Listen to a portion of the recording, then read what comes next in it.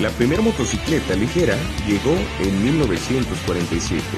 Se trataba de una máquina sencilla con motor Villiers 5E de 197 centímetros cúbicos, caja de cambio de 3 velocidades, bastidor rígido, autoportante y horquilla delantera en paralelogramos. Era todo lo necesario para satisfacer las demandas de transporte de la época. Pero en 1949 la compañía mejoró el modelo añadiéndole un moderno motor 6E.